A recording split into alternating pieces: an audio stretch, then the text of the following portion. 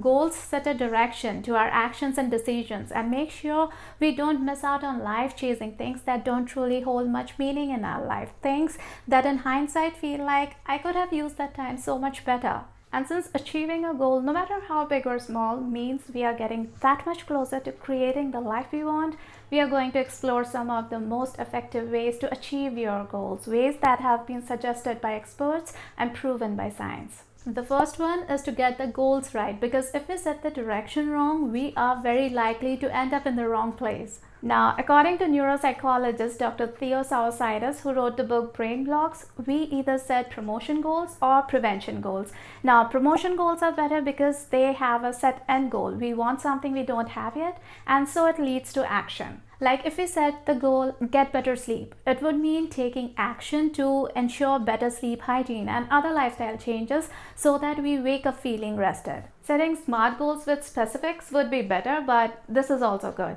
But if we set prevention goals like avoid taking up any more assignments, then there's no clear action or a clear point of completion. And because it's kind of ongoing, so it becomes a tricky goal to achieve. How we word our goals makes a lot of difference because it makes the thing feel clear-cut and doable, or something vague without a clear endpoint. And our motivation to keep showing up to see this thing through to the end depends a lot on this.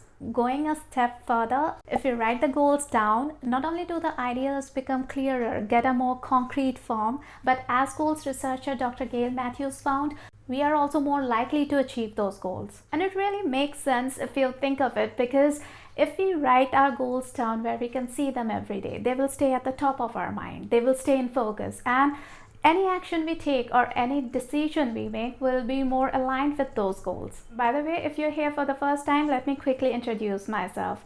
My name is Nandita, and I'm on a journey to have a bigger say in how things look in my life.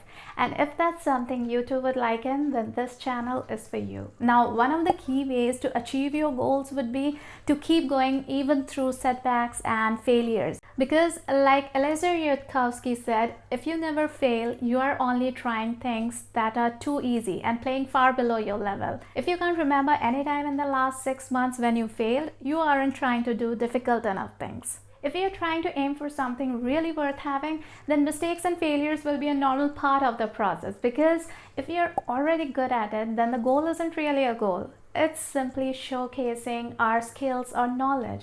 And as Dr. Carol Dweck has very powerfully shown in her book Mindset, being able to see our failures, our shortcomings and mistakes as pointers for where there's opportunity for us to put in the work and grow is the kind of approach that makes sure we achieve our goals. What makes sure that hurdles and failures do not stop us from reaching the end is the habit of taking responsibility of our results and keeping our focus on finding solutions. Now, we also need to stay mindful of our habits, because first, they reflect our approach to life, and also because they put our actions on autopilot, which makes us less dependent on motivation to keep showing up, to stay consistent. Now, I won't go more into habits here because I've covered all about changing habits in another video, so I will link it in the description below if you would like to know more about it. One of the main reasons some goals get left behind is either because A, other more urgent things crop up and it keeps getting put on the back burner until we totally forget about it, or B, because the progress was too slow and we lost interest along the way.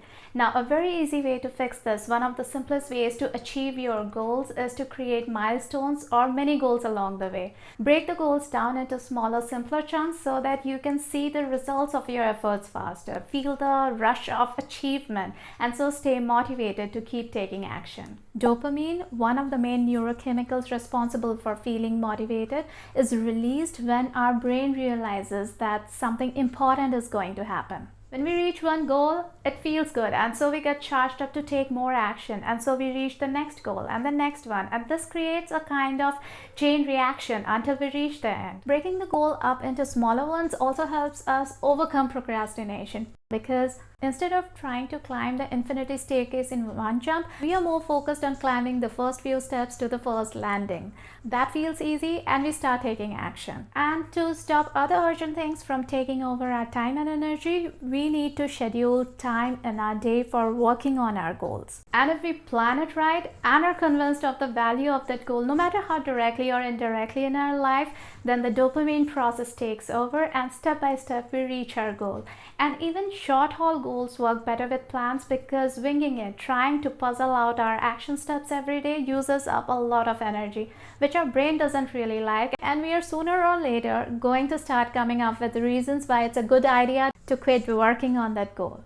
And plans with wriggle room for reviewing and adjusting work even better, having the space to make changes when something out of our control, when something unplanned happens and throws things out of whack. Otherwise, we end up worrying without any clue what to do. And according to researchers like Dr. David Hamilton, our brain can't really differentiate between imagination and reality. That's why we wake up from nightmares panting or with a racing heart. Letting our imagination run wild with what might happen only hurts our motivation and doesn't get us any closer to our goals. But learning to worry the right way can actually help us reach our goals more effectively. So first, worry with an end goal in mind. What do we want to solve specifically? And second, remember that even when things are out of our control, there's always something that we can influence or change to make the outcome be closer to what we want it to be. It's like sending a rocket into space to deflect a meteorite from its path so that it doesn't crash on Earth. Worrying with an aim to do something about it, adding that to our action plan, essentially rerouting to keep moving towards our goals, because otherwise we start feeling stuck in life. Watch this video over here if you would like to know how to get unstuck and stop feeling like falling behind in life. I hope you found this video helpful. Take care and I'll see you in the next video.